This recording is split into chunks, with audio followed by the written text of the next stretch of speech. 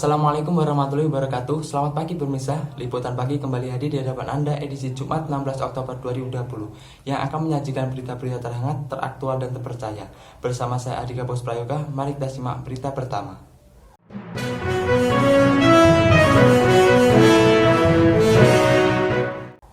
Berita pertama kita mulai dari pendidikan.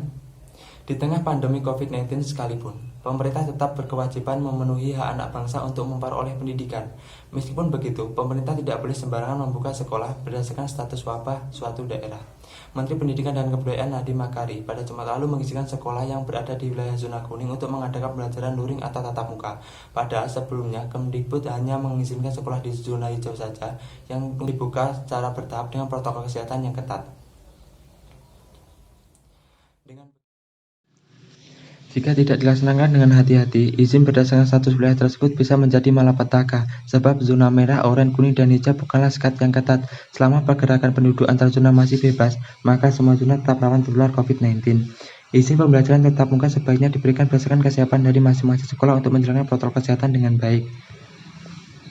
Tolak ukurnya tidak hanya dari ketersediaan fasilitas pencegahan penularan saja. Sekolah juga harus memastikan semua guru, staf, murid, hingga orang tua siswa tidak memiliki riwayat interaksi dengan suspek yang terpapar virus. Hal tersebut bukanlah hal yang mudah. Pengakuan Mas Menteri Nadiem bahwa PJJ atau pembelajaran jauh selama masa pandemi kurang efektif bukanlah hal yang mengada-ngada. Di berbagai wilayah, terutama di daerah terpencil, banyak murid tidak memiliki smartphone dan akses internet. Tidak sedikit pula guru yang belum bisa mengajar dari jarak jauh.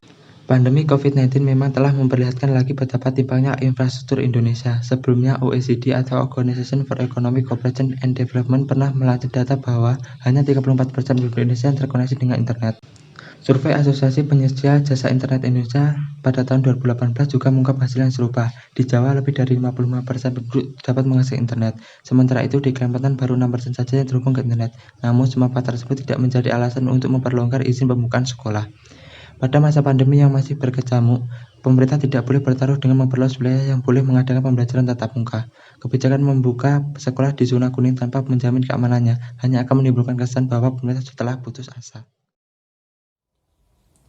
Dengan begitu, pemerintah harus berusaha lebih keras untuk mencari jalan keluar dalam mengatasi hambatan pembelajaran daring, misalnya dengan memberikan tunjangan dan fasilitas yang memadai untuk para guru dan murid yang kurang mampu. Dalam masa pandemi ini, peran guru dalam menyelamatkan masa depan anak sama pentingnya dengan peran tenaga medis dalam menyelamatkan nyawa pasien. Sembari mengoptimalkan pembelajaran jarak jauh, pemerintah juga sebaiknya mendorong keluarga sebagai salah satu tempat pendidikan utama. Pandemi telah memaksa orang tua untuk lebih lama berada di rumah bersama anaknya.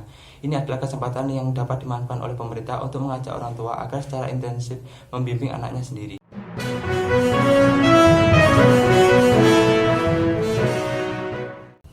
Demikian liputan pagi hari ini. Saya Adika Bos Prayoga beserta kru yang bertugas undur diri. Selamat menjalankan aktivitas Anda dan tetap selalu jaga kesehatan.